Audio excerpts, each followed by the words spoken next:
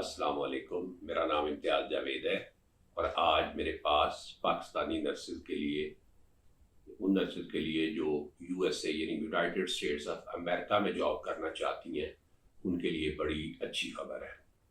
اچھی خبر کچھ اس طرح سے ہے کہ امریکہ کی حکومت یعنی American government is in contact with federal government of Pakistan to have nurses from Pakistan. امریکہ چاہتا ہے کہ اپنی شارٹیج کو پورا کرنے کے لیے پاکستان سے نرسز لی جائیں، اور ان کے راستے میں اس سے پہلے جتنی بھی رکاوٹیں تھیں وہ اب تقریباً ختم ہونے جا رہی ہیں۔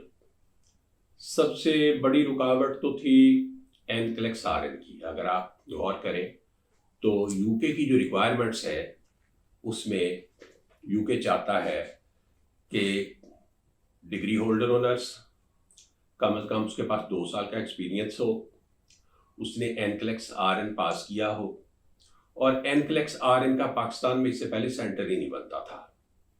تو اب انشاءاللہ بہت جلد آپ کو پتہ چلے گا کہ NCLEX RN کا پاکستان میں سینٹر بن گیا ہے، ورنہ اس سے پہلے پاکستانی نرسز کو جو سینٹر ملتے تھے وہ نیئرسٹ تو انڈیا کا تھا، لیکن انڈیا کا ویزا نہیں ملتا تھا امتحان کے لیے، تو وہ ایک بہت بڑی مشکل تھی۔ یا پھر ہانگ کانگ جانا پڑتا تھا، فلپین جانا پڑتا تھا، یا ٹرکی جانا پڑتا تھا۔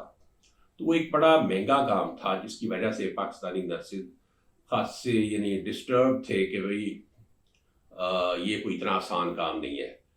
7-8 لاکھ روپے کا کم از کم خرچہ ہو جاتا تھا، اور امتحان بھی تقریباً غیر یقینی ہوتا تھا کہ پاس ہونا ہے یا فیل ہونا ہے۔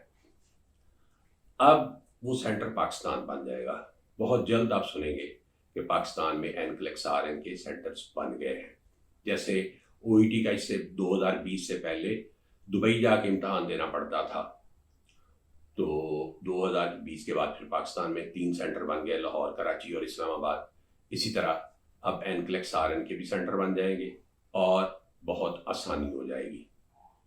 تو اگر ہم بیسک ریکوائرمنٹس دیکھیں تو یہ کو پوری کرنا مشکل نہیں ہوگا۔ جو جیسے میں نے آپ کو بتایا کہ اگر آپ نے ڈگری کی ہوئی نرسنگ میں، یعنی یا تو آپ نے BSN کیا ہوا ہے یا آپ نے جنرل نرسنگ کے ساتھ پوسٹ RN کیا ہوا ہے، 2 سال کا آپ کے پاس ایکسپیرینس ہے، اور انگلش لینگویج کی پروفیشنسی کا ٹیسٹ بھی آپ نے پاس کیا ہو۔ یعنی اگر امریکہ کی تقریباً 13 ریاستیں ہیں جو OET ایکسیپٹ کرتی ہیں، اور آلموسٹ ساری ہیں جو IELTS ایکسیپٹ کرتی ہیں، اور اس کے لیے IELTS کا سکور بھی اوور آل 6.5 ہو، لیکن سپیکنگ میں اس کا جو بینڈ ہے وہ 7 ہونا چاہیے۔ تو اس بات کا آپ نے خیال رکھنا ہے۔ اور آگے CGFNS کے ساتھ آپ نے رجسٹرڈ ہونا ہے۔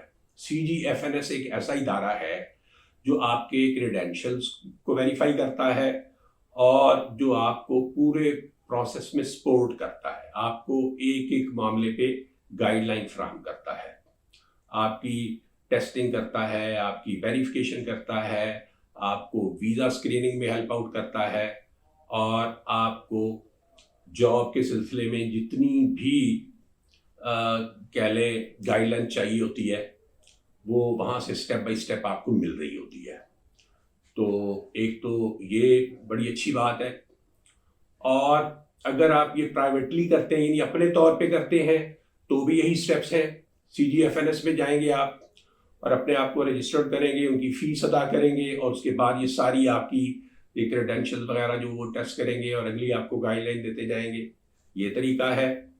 دوسرا آپ کے پاس ایک اور بھی ہے، اگر آپ چاہیں تو وہاں کی ریکروٹنگ ایجنسی سے رابطہ کر سکتے ہیں۔ اگر آپ ریکروٹنگ ایجنسی سے رابطہ کریں گے، اس کا آپ کو فائدہ ہوگا کہ آپ کو اپنے پلے سے خرچ نہیں کرنا پڑے گا ان ساری چیزوں پر۔ وہ پھر ریکروٹنگ ایجنسیز ہی آپ کے بہاف پہ سارا خرچہ بھی کریں گی، USA پہنچنے تک آپ کو سپورٹ کریں گی، اس سے آگے بھی انہوں نے جاب بھی آپ کے لیے ڈھونڈنی ہے، آپ کی پلیسمنٹ ڈھونڈنی ہے جاب کی، آپ کو رہنے سہنے میں ہیلپ آؤٹ کرنا ہے، اور جتنی آپ کو وہاں پر جتنا عرصہ آپ وہاں پر کہہ لیں انٹرینڈ ہے، ابھی گئے ہیں، آپ کو وہاں کے حالات کا، ماحول کا، سیٹ اپ کا نہیں پتا، وہ ٹوٹل آپ کو گائیڈ کریں گے۔